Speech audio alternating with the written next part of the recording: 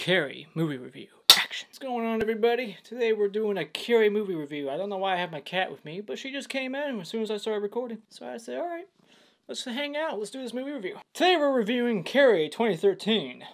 The remake. Yes, I've seen the original, but I'm going to tell you right now, this is going to be 100% unbiased opinion. Everybody hates on remakes, but you're not going to get that from me, alright? You're going to get an honest opinion. I have seen the original. I have seen the original, but it's been so long that I don't remember much about it. So, therefore, I'm not going to be biased when I say, this was not as good as the original. So, yeah. But Carrie 2013 is directed by Kimberly Pierce and it stars Chloe Grace Moretz. I always call her Moretz. And Judy Greer from the upcoming Halloween movie. And Ansel Elgort, whatever his name is, from Baby Driver. Pretty good in that movie. And Julianne Moore, who plays the psychotic mother of Carrie White. This movie is based off the old novel from the 70s. I'm not going to say what year because then somebody's going to say, oh, actually it was 1970. So I'll just say it was from the 70s. It's an old novel by Stephen King and the movie from Brian De Palma came out in the mid-70s-ish. So it's been a long time. But this movie is about a girl named Carrie White who one day gets her period and then slowly realizes that she has telekinetic power. She has telekinesis. And whenever she gets really emotional, very upset, pissed off, she starts to basically break light bulbs and stuff and mirrors around her and realizes that it's actually her doing it. And she can't tell her mom about this because her mom's a very religious person who, if she finds out she has these powers, will accuse her of being a witch, basically. But prom is coming up. She doesn't have a date for prom and this one cute guy asks her out because his girlfriend who bullied Carrie White feels guilty and she says, I want you to take her to prom. And when he does, this other girl who picks on Carrie blames Carrie for her getting suspended because she's a bitch, decides to play a little prank on Carrie at the prom. And this whole movie is just leading up to prom. Everybody knows if you watch the original, that's what the main point of this, that's the main part. That's the badass third act that everybody looks forward to in Carrie. Is the prom scene. And in this movie, does it deliver like it did in the original that I'm sure everybody loves about that movie? Yeah, I think it delivers. This is a pretty good third act in this movie. Who doesn't like a good revenge movie? I would consider this revenge in some way. This has some revenge elements to it, and that's my favorite like genre of action movies, subgenre. Like, I like action movies, but if you can give me a revenge action movie, like The Punisher, A Law-Abiding Citizen, I wouldn't consider that too much action, but that's my favorite genre right there. So we get a very sympathetic character. Like, we'll start with the positives. Here, let's go to the positives. There's the story. Alright, I already told you. I'm a very messy reviewer. I don't have a system set up. I just kind of just say shit. So let's just start with the positives. The positives for this movie is that we get very good cast in this movie. Julianne Moore, Ansel Elgort, whatever his name is. Not gonna butcher his name. Ansel, we'll call him Ansel. We got him, and we got Chloe Grace Moretz.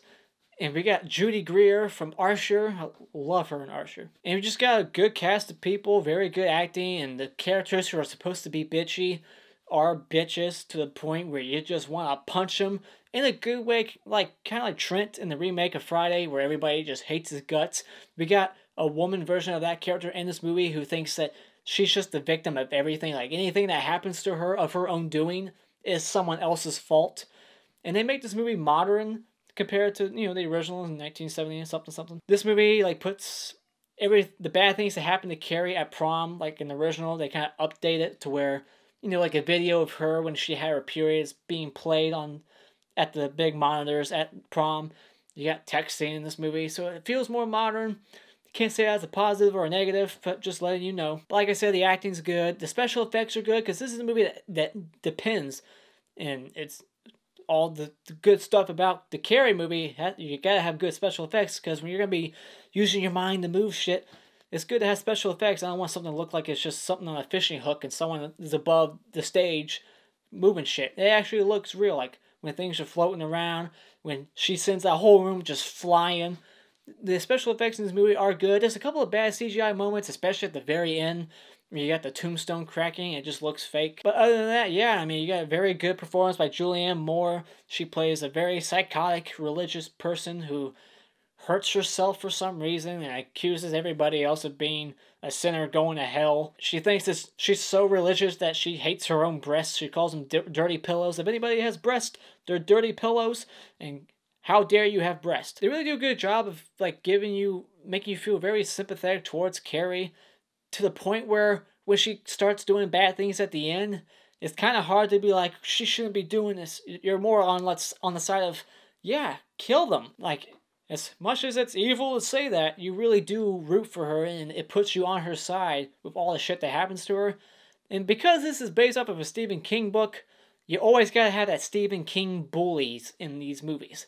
I swear to God, it's a Stephen King, like, checklist. When he writes a book, he goes, alright, I gotta have some major fucking bullies that do unbelievable shit. As soon as she has her period and they all make fun of her, like, oh, you don't know what a period is? And you're like 17 years old and you're just having your period.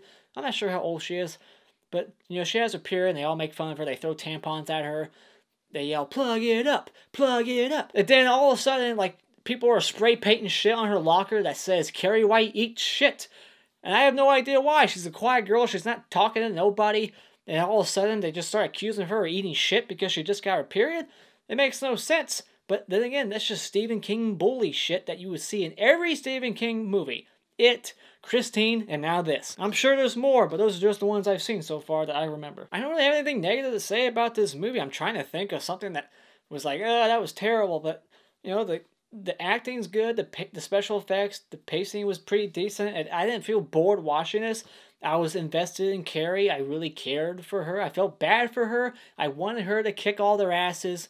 And they even had the one bully have good character development in these characters, like the one who, you know, she was one of the first people throwing tampons at her earlier, but then she has a change of heart and she gets like pregnant, and she's the one that sends her boyfriend off. And you even feel bad for Ansel Elgort. I hate saying his last name. He dies too, but he dies through natural causes. Bucket falls on his head. I'm spoiling this movie for you. It's been over 5 years. If you haven't seen it, see it. But even his character, you kind of feel bad for when he dies. You're like, oh, he didn't really deserve it. I mean, I know he didn't really want to be there to take Carrie White to prom. He was kind of being forced to by his girlfriend, who he doesn't even know is pregnant.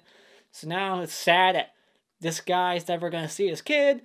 Like I said, you just kind of get invested in the characters. At least I did. I guess there are some unrealistic aspects besides telekinesis of this movie. Whereas, like, the girl, with, you know, the John Travolta boyfriend in this movie is played by some Australian actor. Don't know his name. Got a couple Australian actors in this movie. But he is just, like, so crazy. Like, he's like, I'll fucking kill you, but this is some jail time. And he's like, it's like doing this shit where it's like, why is she even still with this guy? Really? Come on. I don't know how that pig slaughtering scene happened in the original Carrie, but in this one, it was just like, it made these characters look like they were serial killers. Like, they weren't, like, even the bully girl who was kind of hesitant, it looked like, you know, at first she was all like, you guys are pussies, you guys can't kill a pig. And they're like, all right, well then fucking you do it. And she was like, oh, and then she does it. But the boyfriend was like very psychotic. I don't know why she was with him. There's a deleted scene in this movie, and I'm glad it's gone, where it makes her look even more, like, so fucking hell-bent on just destroying Carrie's life. And here's how the scene plays out that they deleted. And I'm glad they did. So the bully, who plans on dumping pig's blood on Carrie, her and her boyfriend, they pull off in just the middle of a residential road. Like, just houses everywhere, street lights lighting up the whole fucking road. They get out of the car, they're talking about what they're going to do, blah, blah, blah. They're talking about something. And then all of a sudden, they're standing in front of the trunk of his car. So they're behind the car.